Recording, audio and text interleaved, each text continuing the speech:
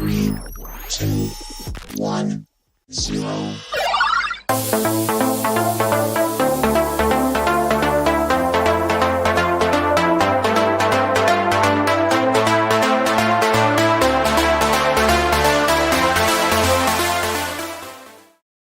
Good evening, everyone. My name is Corp Cosplay. Welcome to Monday Night Nerd. This is a very tired Corp Cosplay.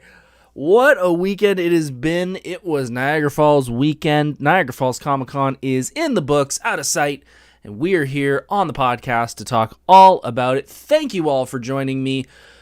I am doing pretty good. I hope you are too, as well as you folks over there in TikTok world.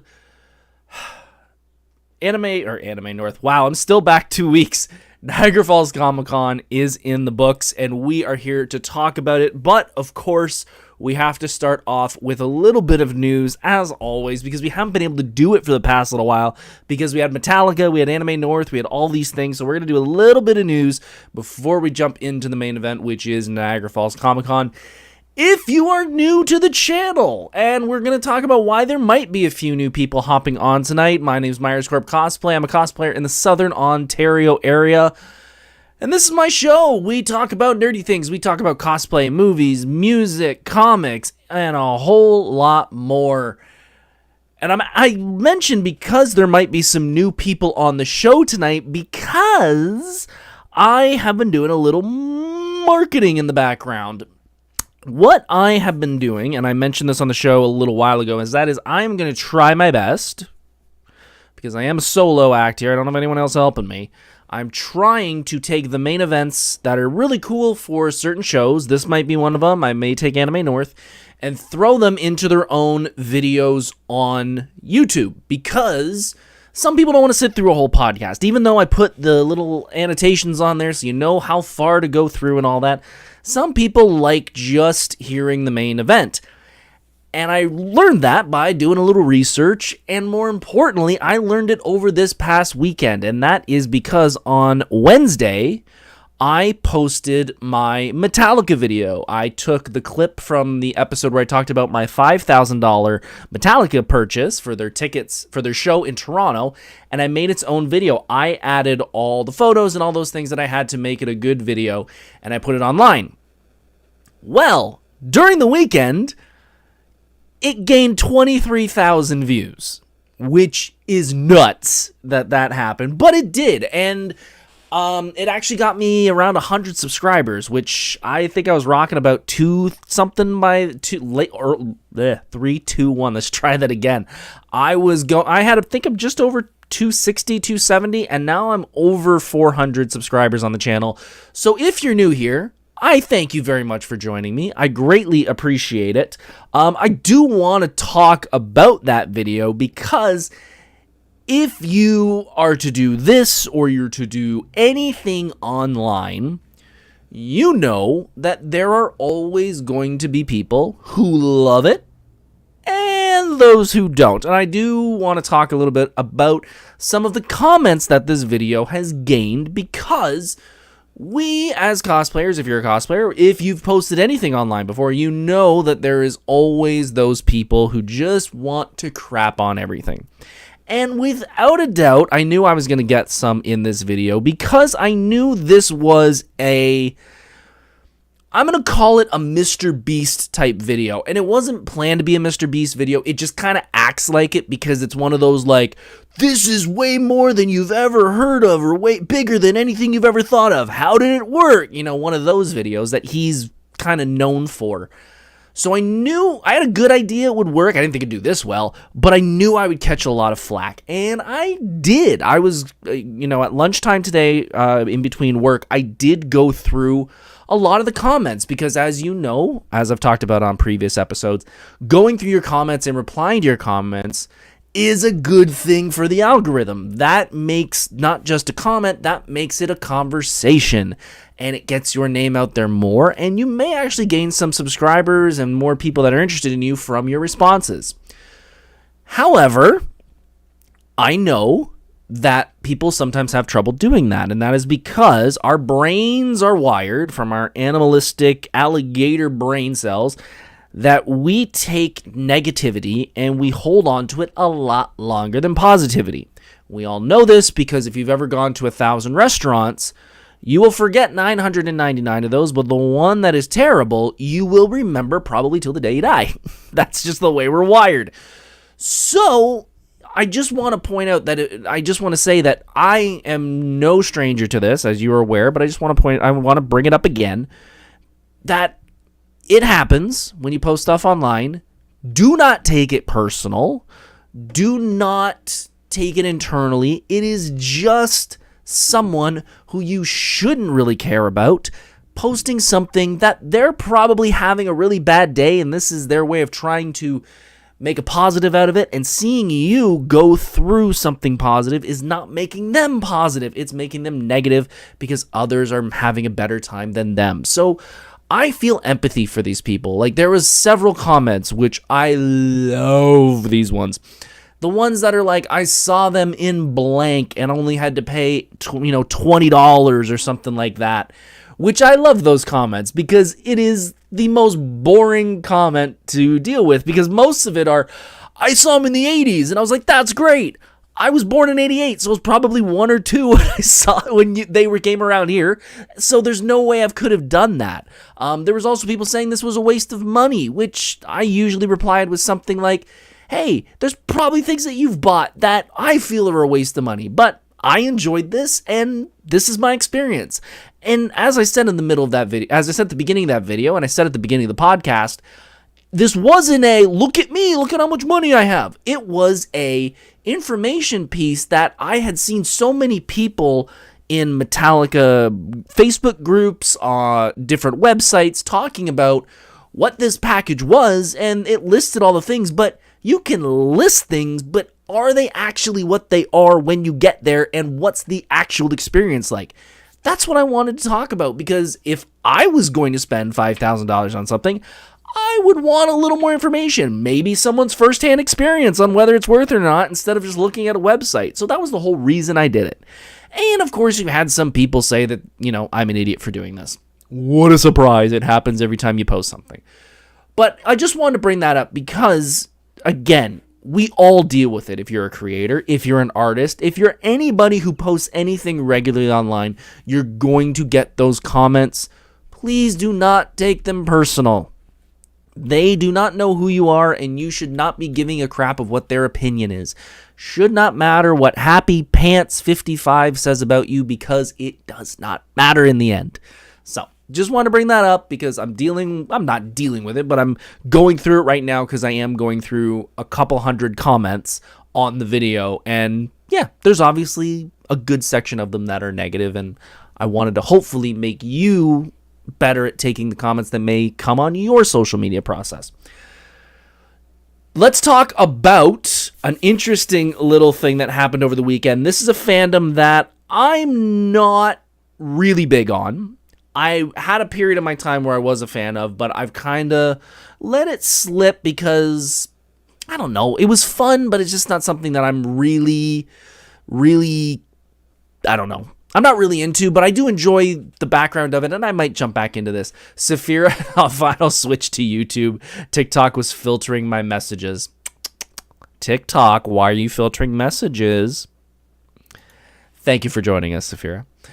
Doctor Who is in the news because over the weekend we got invited and shown who the new Doctor is going to be. And if you're a Doctor Who fan, you're probably well aware of what happened and all that. If you've never watched Doctor Who and you have no idea what Doctor Who is a series that has been around for a very long time, and there is the character called the Doctor, and the Doctor is basically a hero who flies around in space with usually a companion, and many different worlds and experiences, goes in the blue police box, like telephone booth box. You've probably seen photos of that somewhere.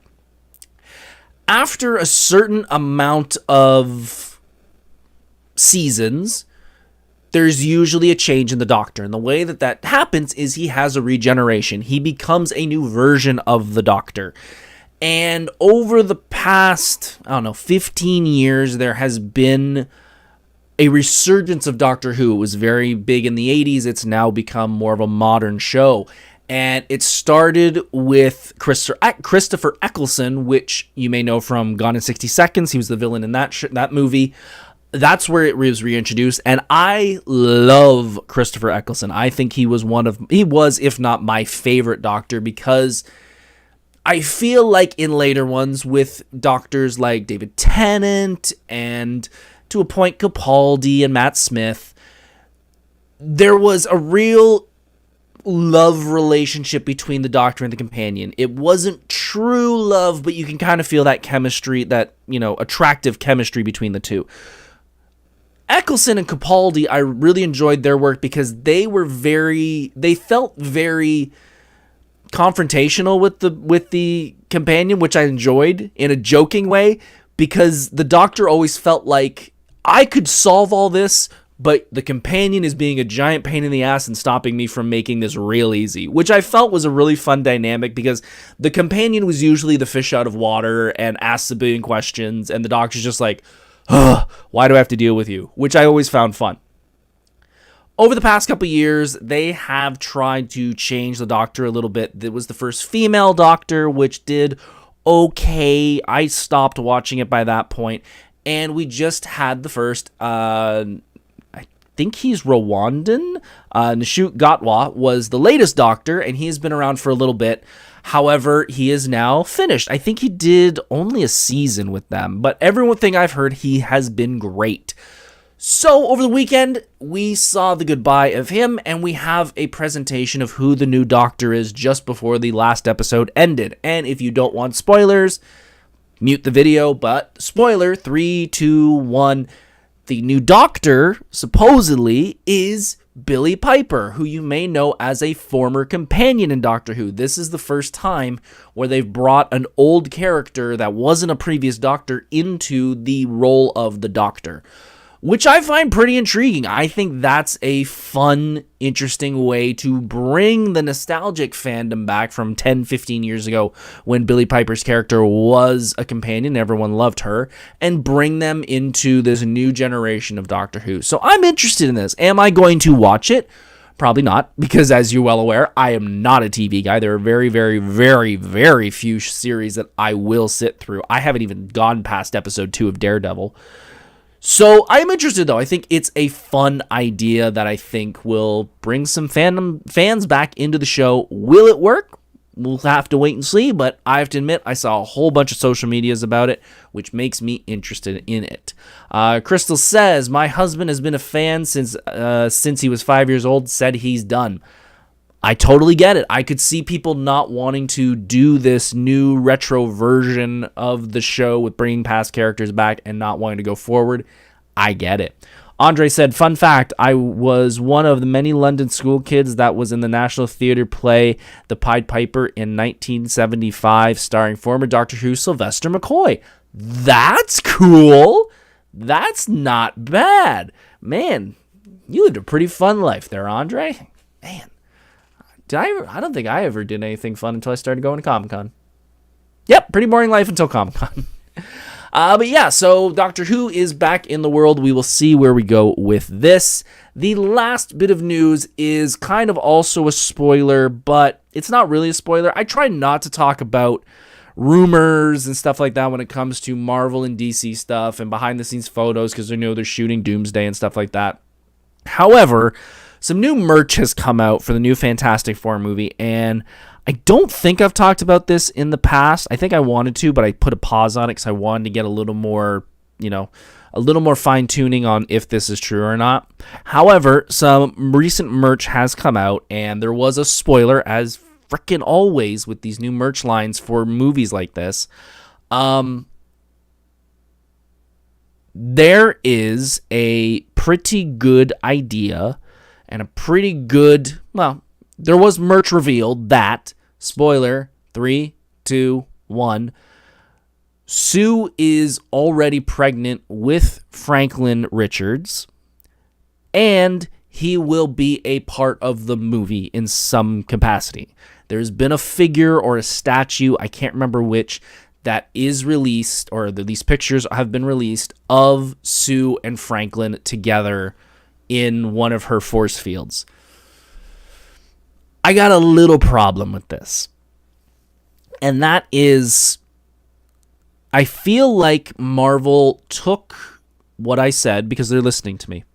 I think they took my idea and what I was talking about in a long time ago and didn't take it the way I intended it.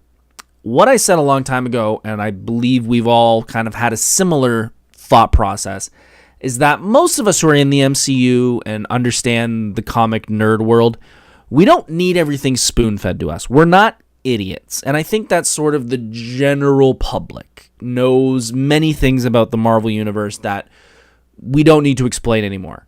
There are the X-Men, there are the Avengers, Spider-Man's uncle dies. We get it. We don't have to say it again. However, because we're introducing the first family again to somewhat of a fresh audience, it is a little bit of a problem for me that we're already going into not just the first family with Reed, Sue, Johnny, and Hank. We're going into, or Ben, sorry, not Hank. We're going into them having a child already.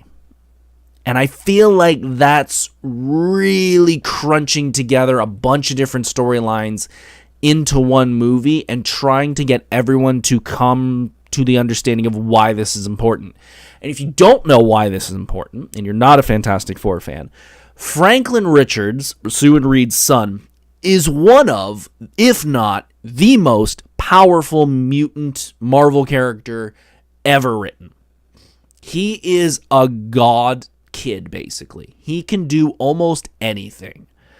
And that, I feel, is a problem, because we are now bringing into the world, bringing all these these old characters together, and now we're putting a child god into it. And I don't think that's necessary. I feel like we could do something in the second movie or at the end of Doomsday or something where she is pregnant and we talk about it and we actually do it in the third movie or something like that. But I feel like doing it all in movie one is a bit of a push and trying to fit a square peg in a circle hole. And I'm not saying I'm not going to see it, because I've seen every bloody Marvel movie at this point, so I'm not going to skip this one. But I do have a little concern. Andre says in chat, to be fair, the latest trailer does show that Sue is pregnant. It shows she's pregnant. And that's true, but this statue is showing he gets born in the movie. And he is a character in the movie. It is not just, I'm going through this movie pregnant. It is not an end credit scene, she's pregnant. From what this statue is showing, she gives birth, he's in the movie. And that's where I'm like, oh, I don't know about that. Freakish. Maybe it's MCU's problem with power leveling. Everyone newly introduced has to be the strongest Avenger. Yeah, that's kind of a problem with them, is we now have Century, who is basically a Superman. We have now Franklin Richards, who is like a god. Like, you can only do so many battles where you fight a god character and it starts to lose its momentum because, well, we've already beat this god character, we already beat this god character, we already beat this god character. It gets redundant after a while. Things like a Daredevil, where it's a street-level villain, like a Kingpin or something like that, that's where I think we need to go sometimes and keep those god characters for very, very, very special occasions. But they don't pay me $1 billion. They don't pay me millions and millions of dollars from Marvel. So it's not up to me. But I think we're getting a little bit of trouble going into Doomsday. But again, I will be there opening night. I will see it as always. Because again, I've seen every Marvel Disney movie that has ever been released pretty much on opening night. So I'm going to buy a ticket no matter what. But that is it for the newsy news. We're going to do a little bit of a sponsor, then we're going to jump into the main event. Folks, if you're still here, hit that like button, hit that subscribe button, and a whole lot more. It means a lot that you guys are coming here on a Monday night, possibly after being on your feet all weekend like I was, and you're tuning in to watch me and my big mouth on YouTube. I greatly appreciate it. And folks, if you're new here, we have a sponsor every single weekend, and that is my beautiful, loving, amazing, incredible wife. She is always going to be my sponsor. Guys, I would not be the man I am without her. I would not be the positive individual that I am without her. Hun, you will always be my sponsor. I greatly appreciate your support. I love you. Thank you very much. Okay, let's talk about Niagara Falls Comic Con. If you are watching this in the future and you are not watching the live feed, you can obviously tune in on Monday nights live at 7 p.m. on this YouTube channel, where you can join the conversation here in chat like our friends Andre, Crystal, Freakish Workshop, and a whole lot more. Let's jump into Niagara Falls Comic Con. So let's give a little bit of background, as we usually do with topics like this, so you can understand my perspective and where I'm coming from, and then we'll jump into the day by day, moment by moment, what I saw, what I did, and a whole lot more. So this is officially my 10th year volunteering at Comic Con. I think this is my 9th Niagara Falls, because I actually started in Hamilton Comic Con, which is later in the year. So this is my 9th Comic Con, my 10th year. I've been volunteering for the past 10 years. I work in the celebrity autograph area. I've been there pretty much since I started. It wasn't a choice that I made. It was just due to circumstance on my first con, I was placed into the autograph area, and I love working with the celebrities. It is not a place where I have been, accustomed to getting free autographs and free photos and stuff like that. On the contrary, we don't get a ton of stuff like that. So if you're ever thinking of volunteering, do not think that if you get thrown in autographs, you are going to get a ton of free stuff. This year, however, is different than the previous 9 years. After 10 years. After 9 years of working diligently on the autograph lines of Comic-Con, I have been promoted. I got a promotion this year, and that promotion is I am now co-supervisor of the autograph area with my very good friend, Meg. She has been doing it as long as me, if not. She has been in her role as supervisor for a very long time. However, due to a ton of different factors that are out of her control and mine, she has felt somewhat overrun and sort of, one person being the center of a very large amount of volunteers, a plethora of guests that are there, people that are attending, people that are higher up at the con, the owners of the con, and all that, kind of all sending questions and information to her and her alone. And that becomes very, very overwhelming, especially if you're dealing with that for about 8 to 10 hours a day for 3 days a week, or 3 days in a row. So I suggested that because I've been doing this for so long and I know her role pretty well, I asked if I could be promoted.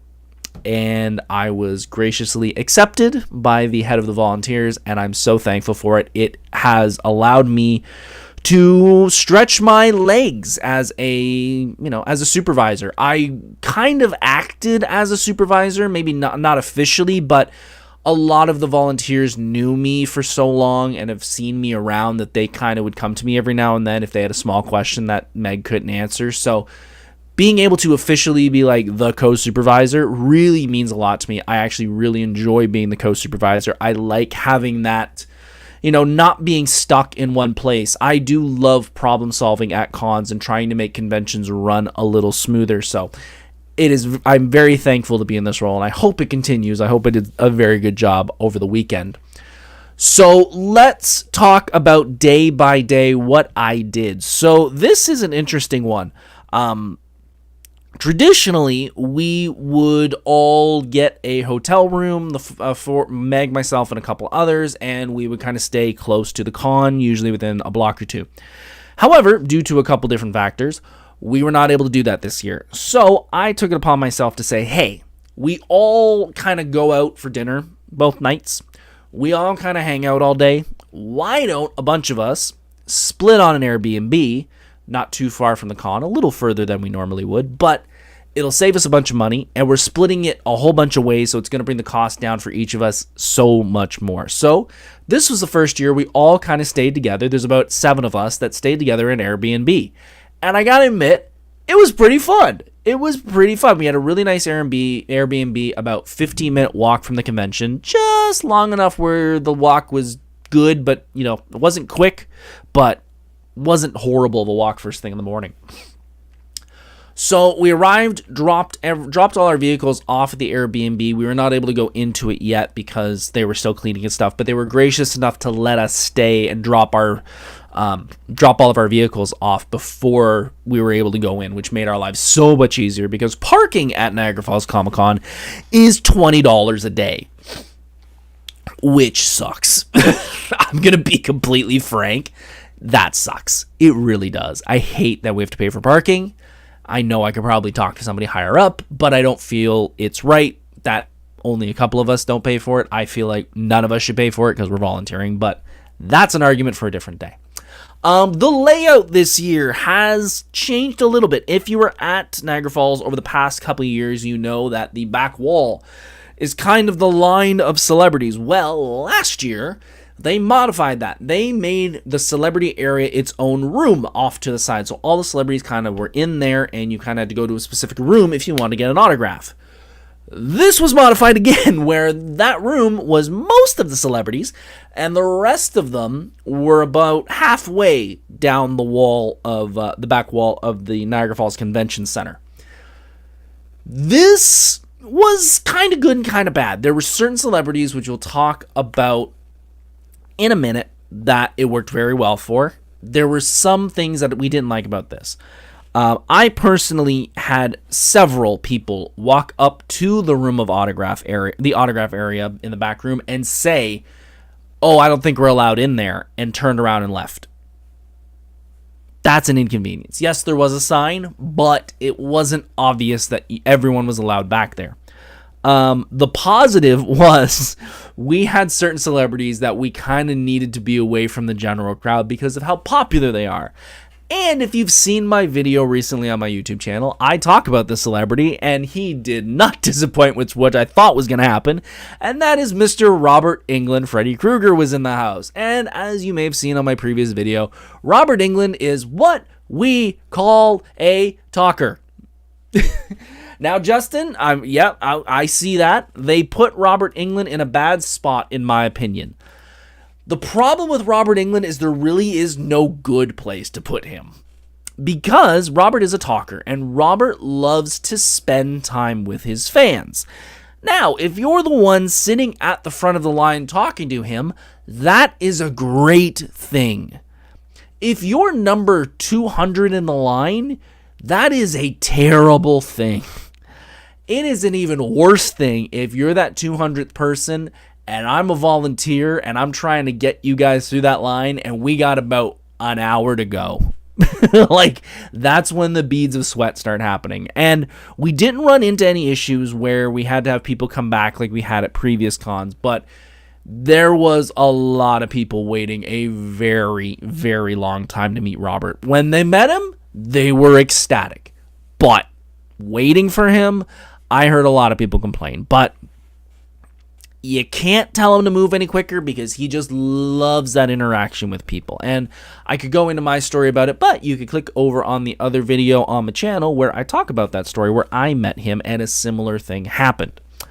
When it comes to the area of celebrities, the big room, it was pretty well laid out in my opinion. As a supervisor, I obviously am kind of patrolling most areas of the con. However, because there was a lack of volunteers on certain days, Friday and Sunday to be specific, I did have to jump into a couple lines and kind of work my previous role, which I have absolutely no problem doing.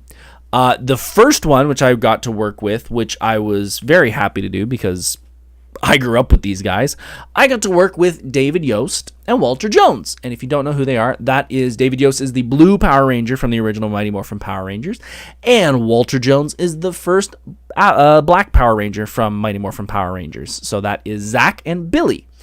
And they were great. They really were great. It was so fun to work with them.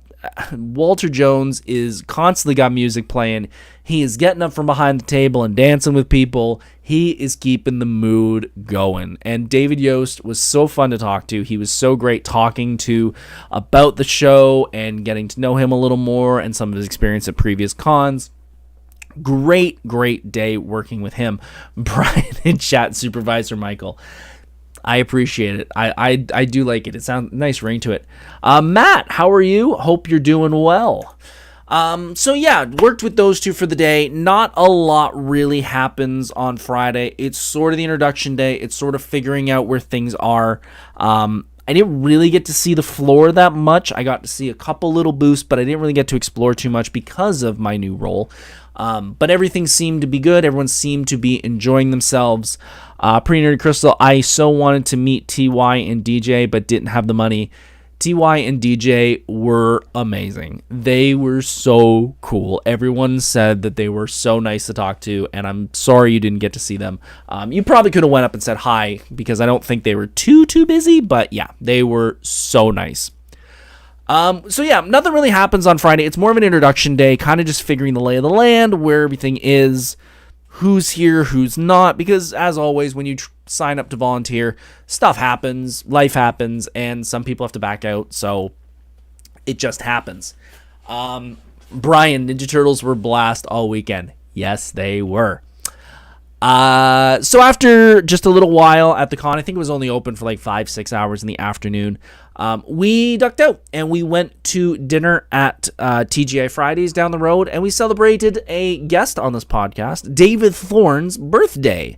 It was so good to celebrate with him. We all got together and had some food, and then after that, we just went back to the Airbnb and passed out. Just passed the fuck out. Friday was good, but it was just, I think the callus of walking all day isn't there anymore. So it takes a little while, a little more to kind of get back in the groove of being on my feet that much. Saturday. This is the fun day. If you've ever been to Comic Con, you know that Saturday is the busy day. Saturday is the very, very busy day. And this is where our job becomes very important, because everybody shows up on Saturday. That's guests, that's attendees, that's media, that's everything. Which means we have to take care of a lot more people than just the people who are buying the tickets. For those who were there, you know there were some very fun things to do at Comic-Con, including the big comfy couch, which was so cool to see in person. Yes, Alison Court, and I cannot remember his name, Fred something, who was Lunette the Clown and Major Bedhead, were there with the actual big comfy couch. And I will admit, it is big and it is comfy. The name is appropriate. They were taking photos in makeshift character form with a lot of people, and they were bopping all weekend. They were having a blast. Allison always does great, but having that big comfy couch there just made things even better. Warwick Davis from, let's go through it, Star Wars. I think he was in Harry Potter and every other franchise you can pretty much think of, was there, and Warwick Davis was nuts. Besides Robert Englund, Warwick Davis was the busiest line of the weekend. And I have to admit, it is moments like that where I go, I'm so glad I am not a giant fan of a lot of these franchises, because I don't want to wait that long to meet him.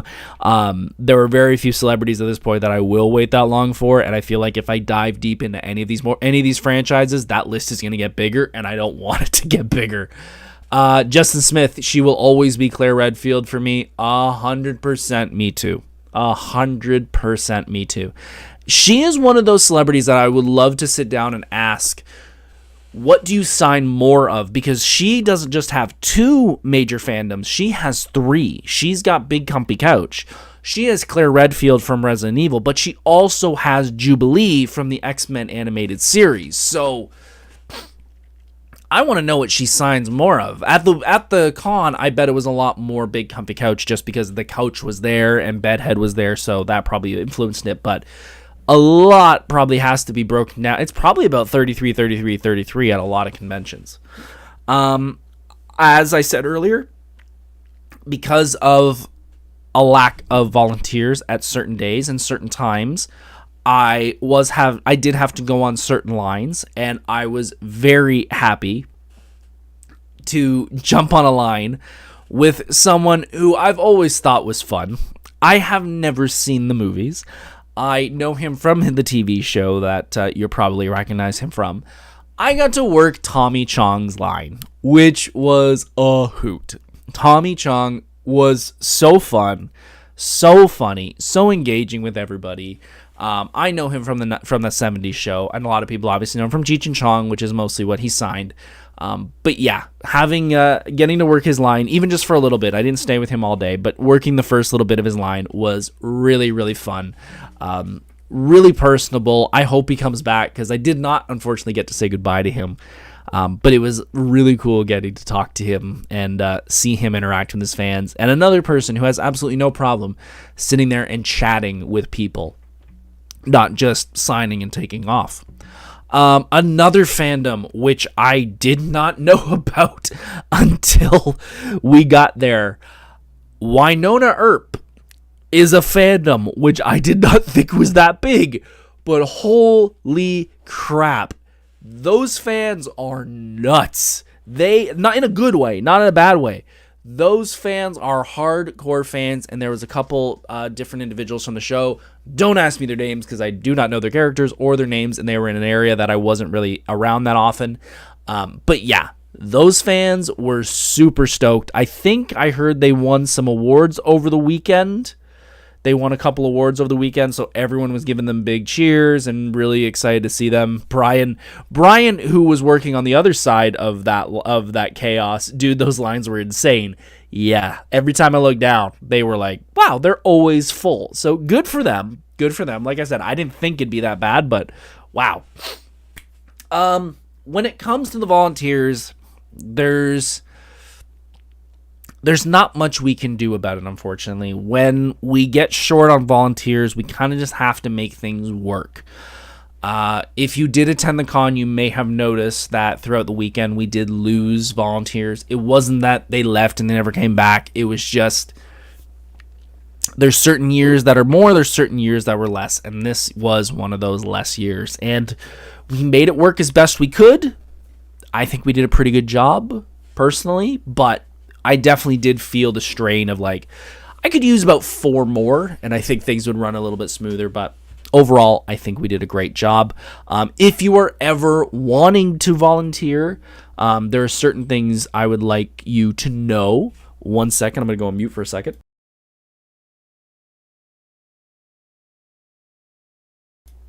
Sorry.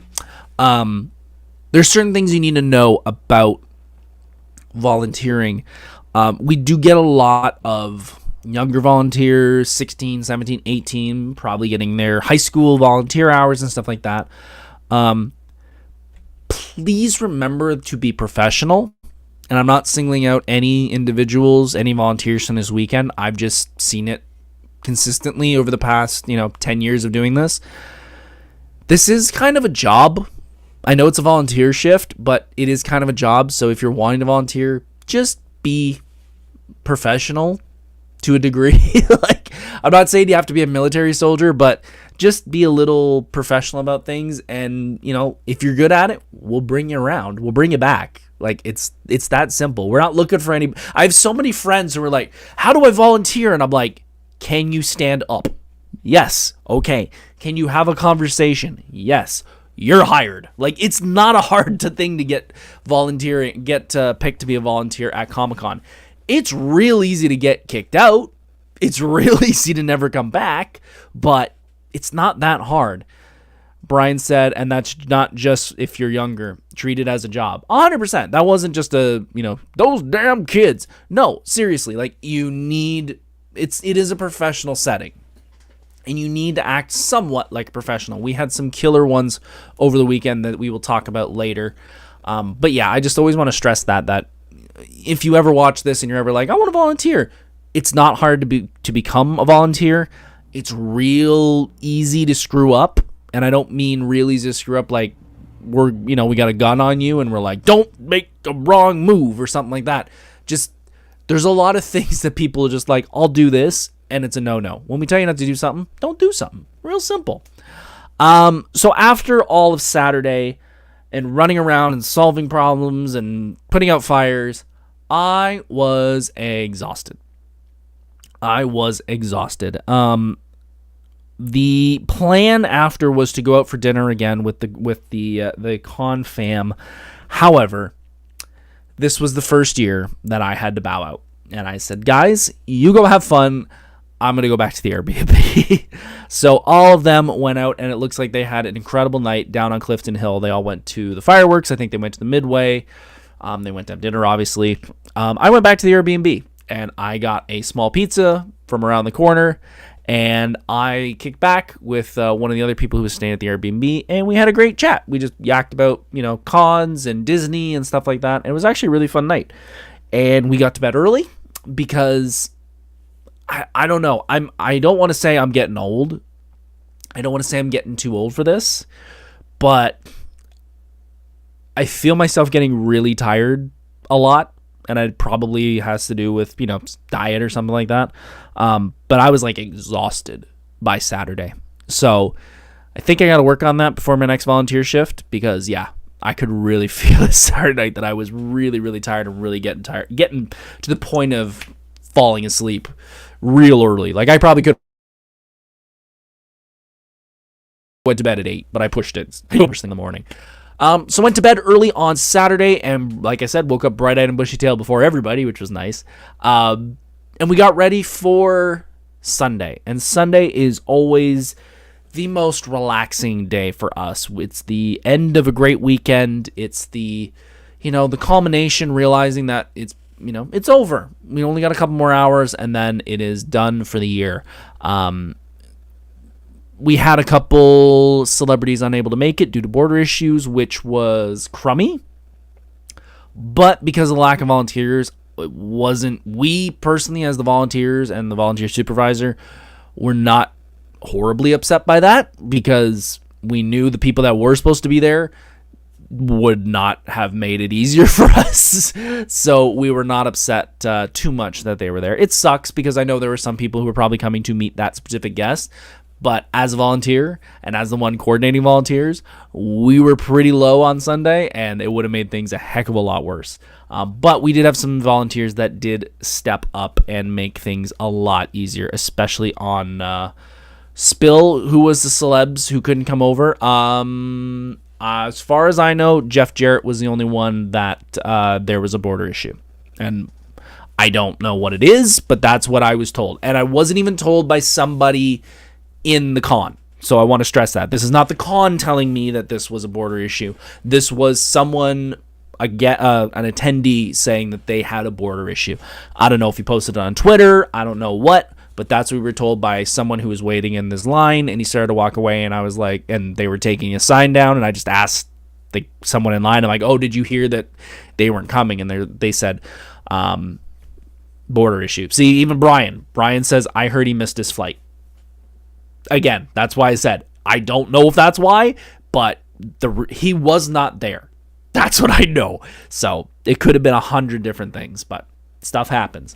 When it comes to working with anybody, The only other person I got to work with over the weekend was the Pink Ranger, Amy Jo Johnson, which I only got to work a few minutes with. The individual that was working her line had to go on lunch, and I jumped in, and coincidentally, it was like the last 15 minutes of her being there, and then she had to catch a flight home.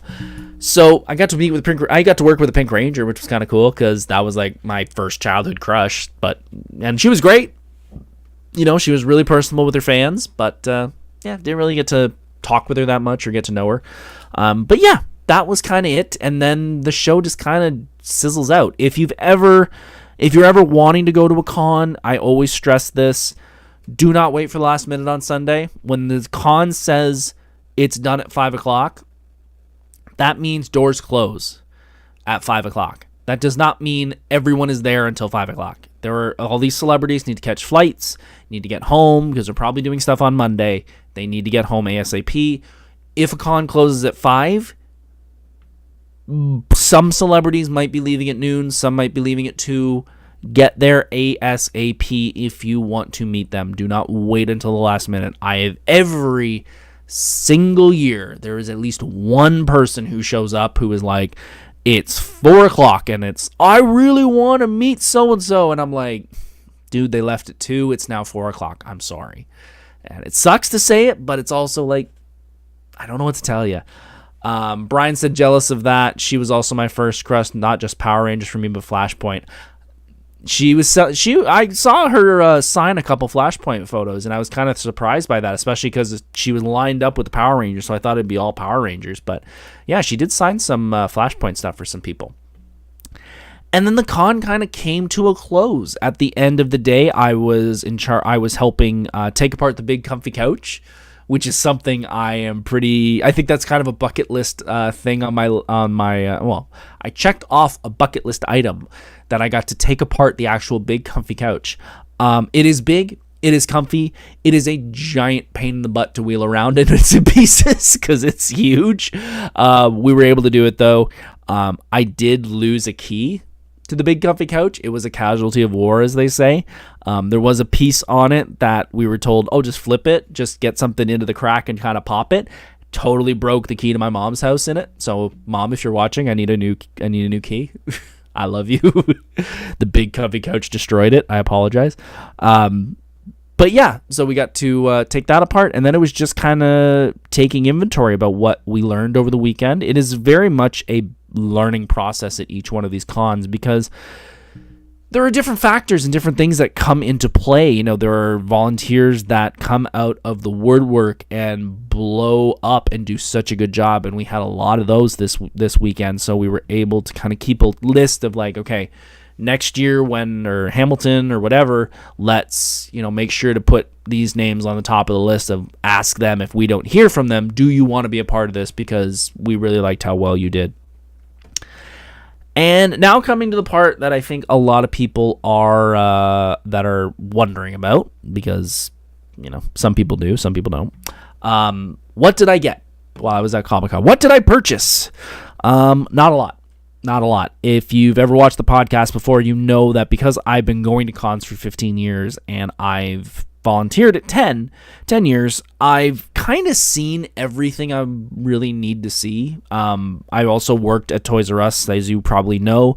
So I've kind of built this mentality of I'm glad this stuff exists.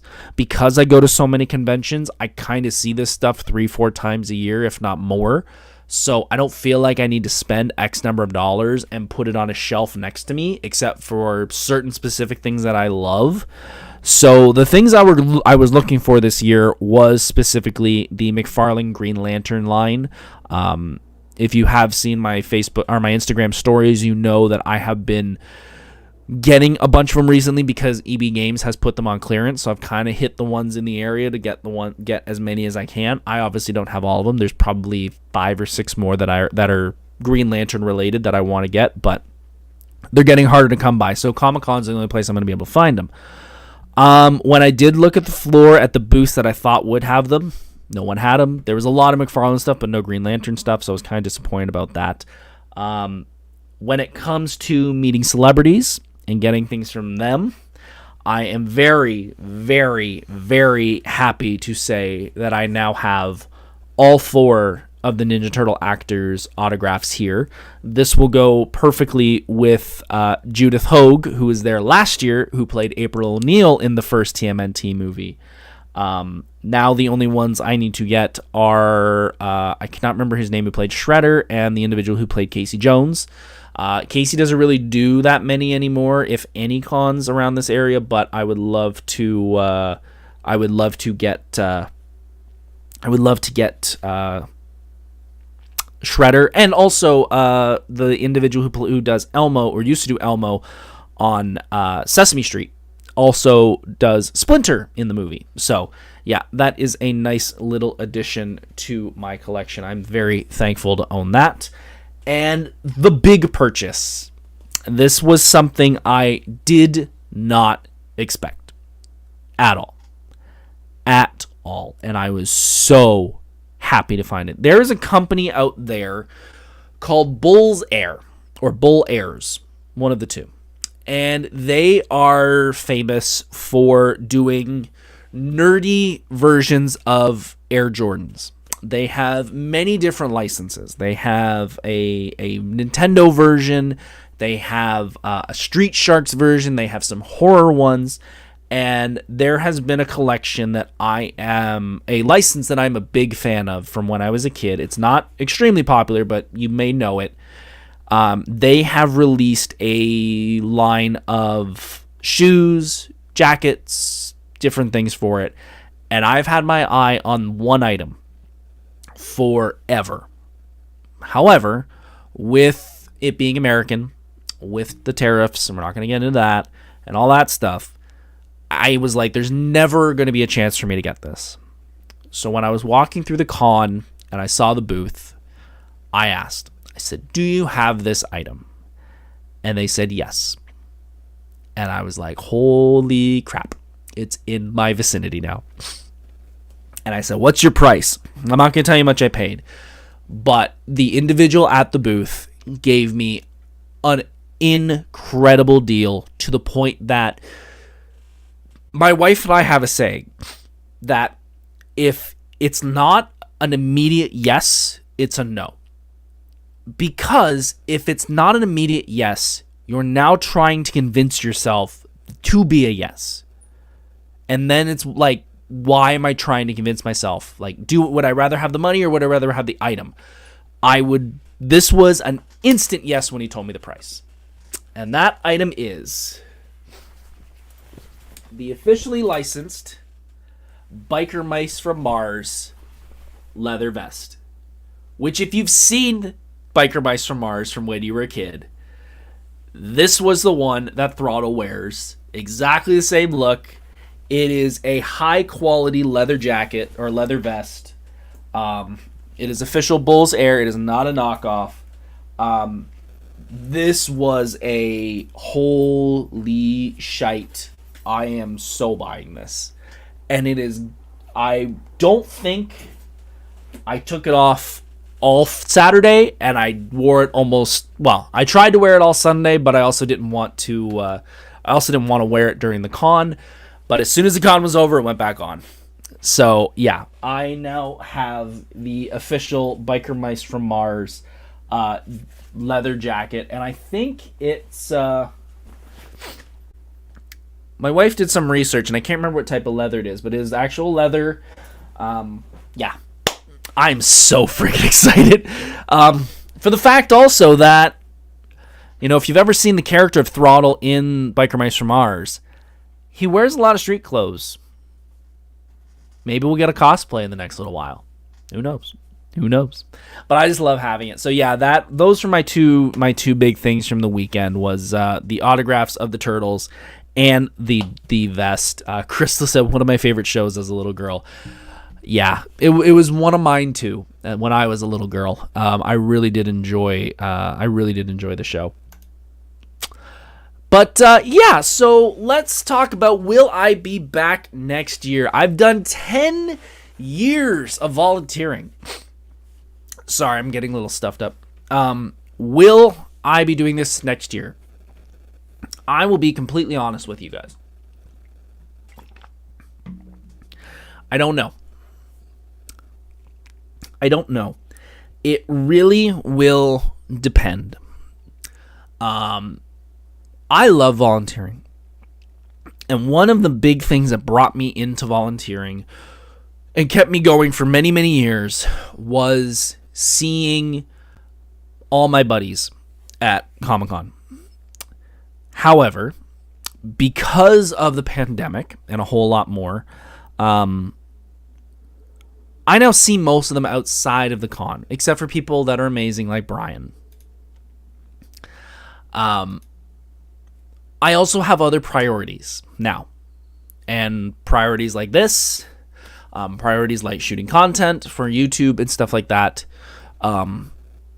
Taking 1 to 3 days off a year just to volunteer is getting a little high.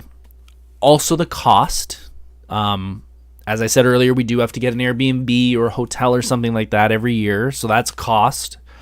Parking at the convention if we have to, that's cost. Gas to get there, cost. There's a lot of things that are adding up. Before the pandemic, there was a lot easier. However, after 10 years, prices are going up. And I need to start thinking what the investment is and is it worth the outcome? I love that I'm going to see my friends. I love that I'm going to go there and possibly meet and work with some amazing celebrities and some amazing volunteers. But after a decade of it, the amount of celebrities that I'm dying to work with is getting low. The amount of money I want to put into this, that, it was once a small expense, it's now becoming a large expense.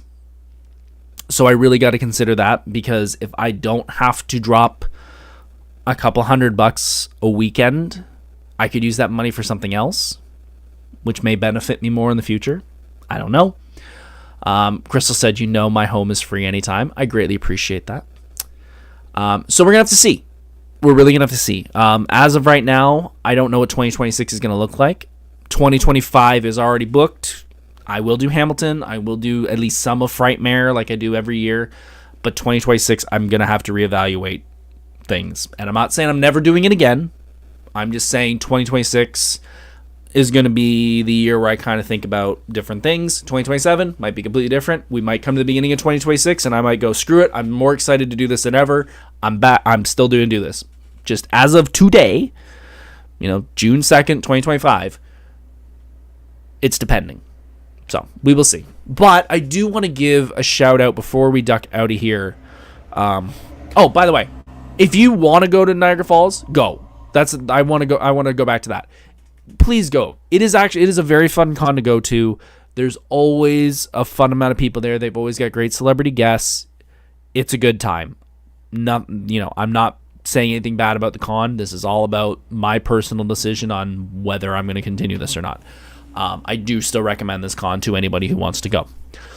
Before we duck out, I do want to give a couple shout outs to certain volunteers that are new or really showcased a ton of good work over the weekend. The people who are working the Freddy Krueger line, Robert Englund's line, they busted their butts all weekend with pretty much a full line all weekend. Good job to them.